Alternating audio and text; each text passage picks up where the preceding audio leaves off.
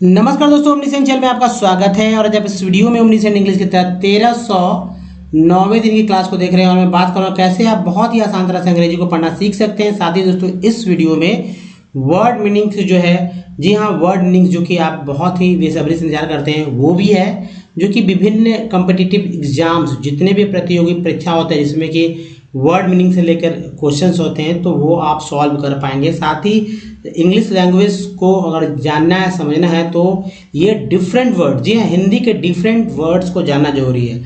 साथ ही आपको टेक्स्ट मैं यहाँ बताऊंगा कैसे पढ़ा जाता है, यही नहीं बल्कि इसका अनुवाद भी मैं समझाऊंगा कि ताकि आपको समझने का तरीका पता चल सके। तो चलिए शुरू करते हैं। देखिए, सबसे पहले वर्ड मीनिंग में पहला वर्ड जो है हिंदी का समझते हैं, बच्चे पैदा करना, प्रसव करना या जन्म देना। एक और वर्ड है जन्म देना, ठीक है।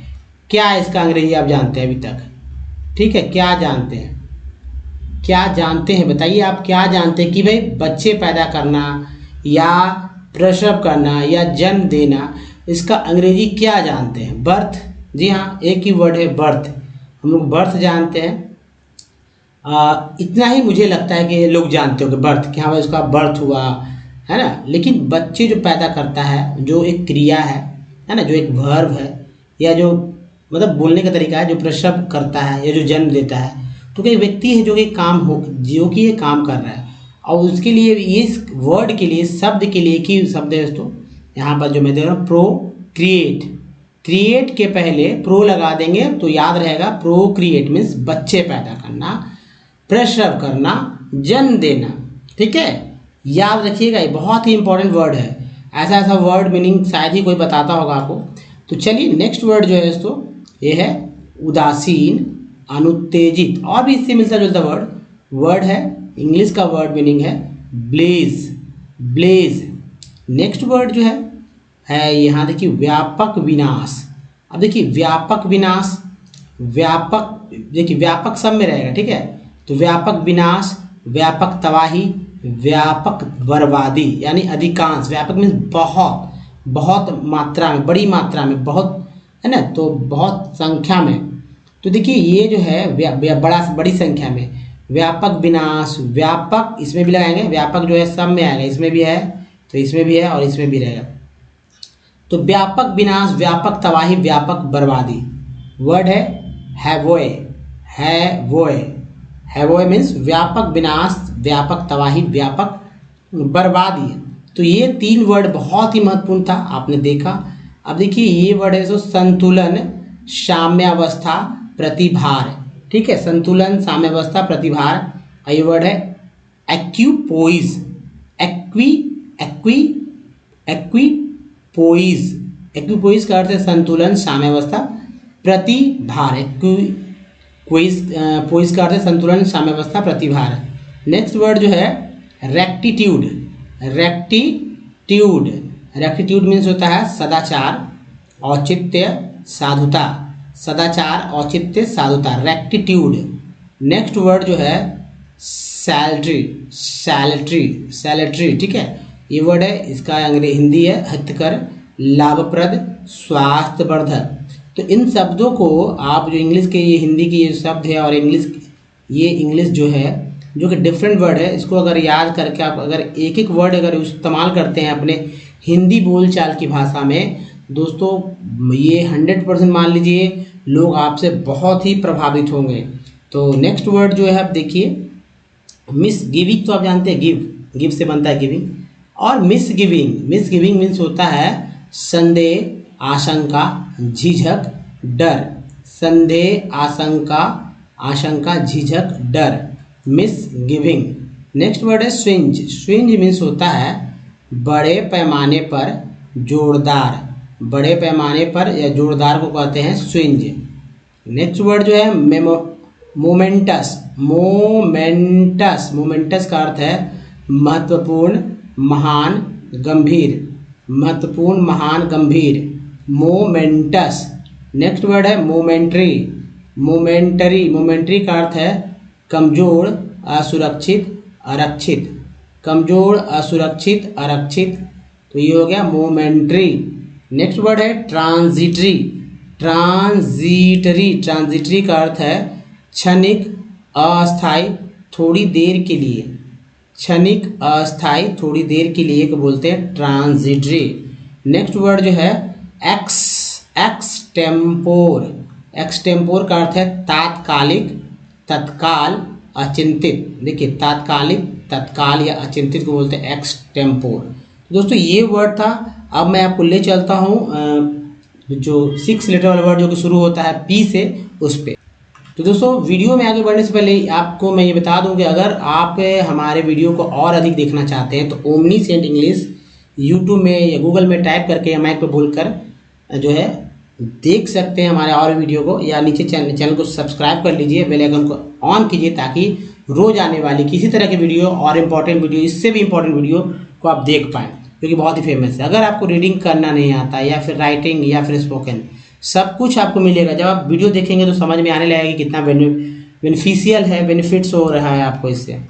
तो आसान से आसान तरह से समझाया गया है, इसलिए कोई दिक्कत भी नहीं है। एक कॉपी जरूर बनाएंगे, एक कॉपी बनाकर आप जो है आप उस कॉपी से रिवीजन करेंगे, ठीक है, ना कि हमारे वीडियो से, क्योंकि वीडियो तो हमेशा दिमाग उतर जाए, कॉपी कभी नहीं उतरेगा। तो कॉपी बना लीजिए अगर डे 1 से हमारे वीडियो को देखना आप चाहते हैं तो। अंग्रेजी पढ़ना हो लिखना हो है बहुत ही आसान, अगर थोड़ा सा अगर आप एफर्ट लगाते हैं तो। चलिए वर्ड्स देखते हैं, पढ़ते हैं एक बार सारी नजर से देखेंगे इसे। पंजस, दूसरा वर्ड है पंजर, पैंजर, सॉरी पैंजर, पैंजस, पैंजर। पाओलिस, पाओलिस। नेक्स्ट है पावंस। नेक्स्ट वर्ड जो है पापेशी। नेक्स्ट देखिए पापेट्स, पापट्स। नेक्स्ट है पापा गो। नेक्स्ट है पापेन, पापेन। अगला वर्ड देखिए पापाउस। नेक्स्ट वर्ड जो है पापाया। नेक्स्ट वर्ड है पेपर्स। नेक्स्ट देखिए पेपरी। अगला है पैफोस। नेक्स्ट पैपेंस, पैपेंस। नेक्स्ट है पैपियन, पैपियन। नेक्स्ट है पैपिस। नेक्स्ट देखिए पैपिज्म, सब में पै हो जाएगा, ठीक है। पैपिस्ट, पैपिस्ट। नेक्स्ट वर्ड है पैपकेस, पैपकेस। नेक्स्ट है पैपकेड, पैपेड। नेक्स्ट पैपस। अगला है पापुअन, पापुअन, पापुला। नेक्स्ट है पैपुले।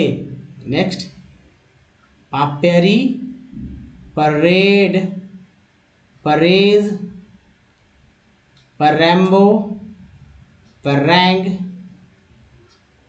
पारफ। नेक्स्ट है पार्सल। नेक्स्ट पार्डर। अगला देखिए पार्डल, पार्डेड।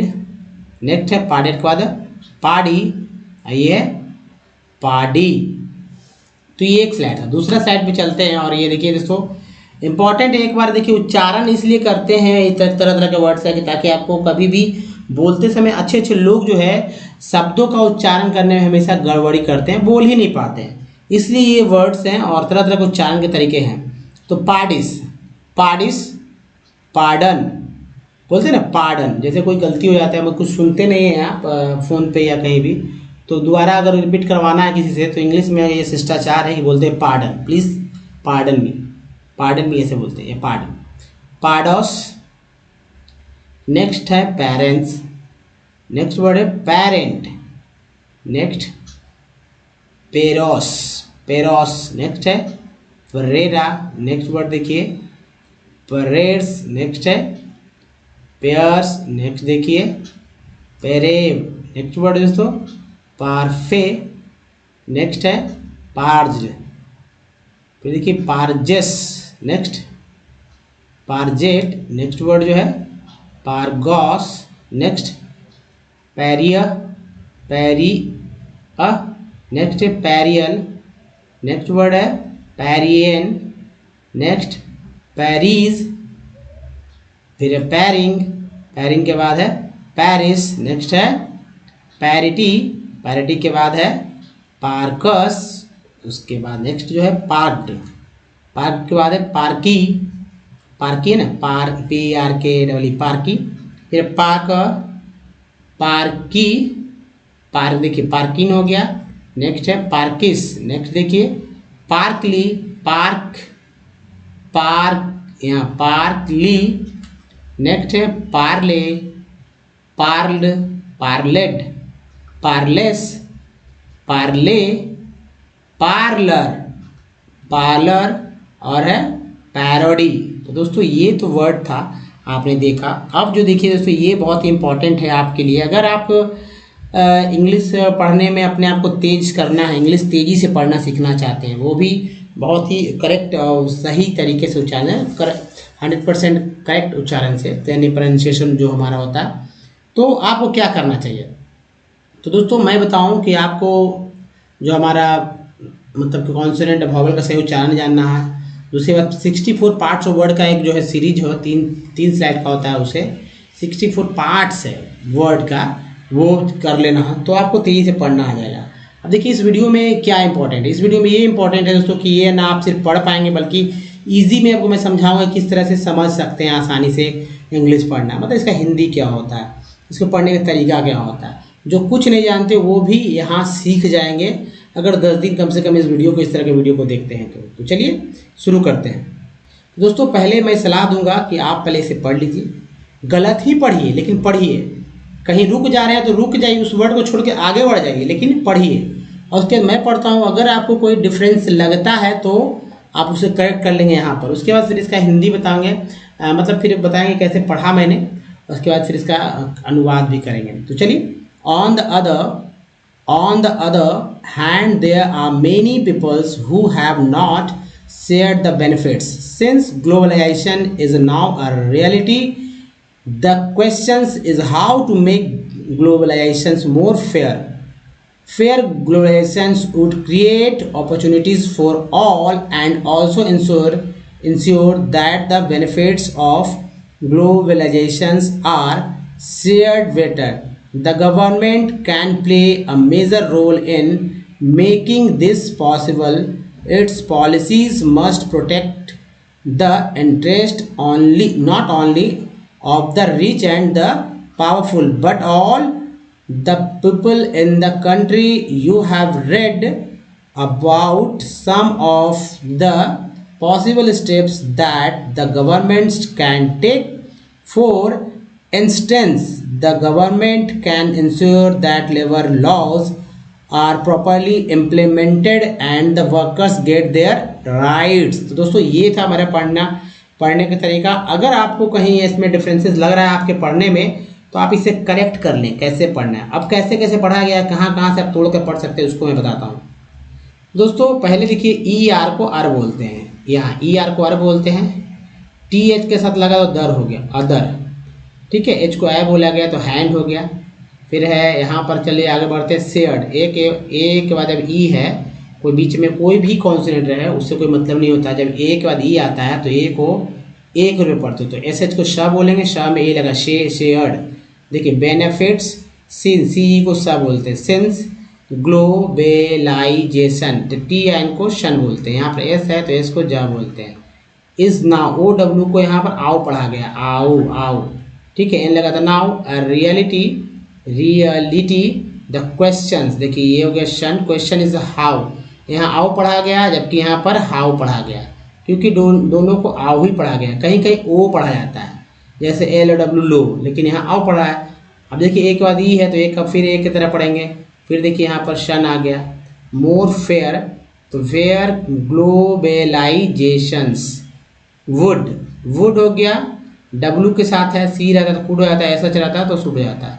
क्रिएट, ई ए को बोलते हैं, create opportunities for all and also ensure that the benefits of globalisations are shared better the govern, E R N को अर्न बोलते हैं, वी लगा वर्न हो गया, ई एन टी को एंड बोलते हैं, एम लगा तो मेंट हो गया। Can play a major role in making this possible, I V L को ईवल बोलते हैं, ऐसा लगा तो सीवल हो गया, possible. It's policies must protect the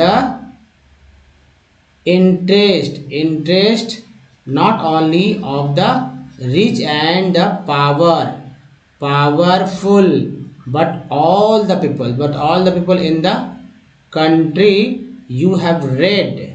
अब देखिए यू हैव, लोग कहेंगे कि इसे रेड को रेड क्यों पढ़ा गया, रेड, तो दोस्तों इसलिए क्योंकि ये रेड का पास्ट पार्टिसिपल है, क्योंकि यू हैव के बाद जो है सिंपल प्रेजेंट नहीं आता बल्कि पास्ट पार्टिसिपल आता है। तो यू हैव रेड अबाउट, वो को आ बोला गया तो अबाउट, इसे भी आउट बोलते हैं, some of possible steps that the, ये देखिए ई एंड को अर्न बोलते हैं, वी लगा वन, अर्न गवर्न्स टेक, एक के बाद ये take for instance, A N C को एंस बोलते हैं, टी लगा तो टेंस हो गया, इंस्टेंस द गवर्न, ई एंड को अर्न, वी लगा वन, government can ensure that the labour laws are properly, E R को अर्न, पी लगा पर, तो ये भी पार्ट है, ये भी पार्ट है, ये भी पार्ट है, ये देखिए इम भी पार्ट है, इम्प्लीमेंट, ई एन को एन बोलते हैं तो देखिए मेन हो गया, टी डी को टोट बोलते हैं, तो पी एल ही पढ़ना है, बाकी तो पार्ट है,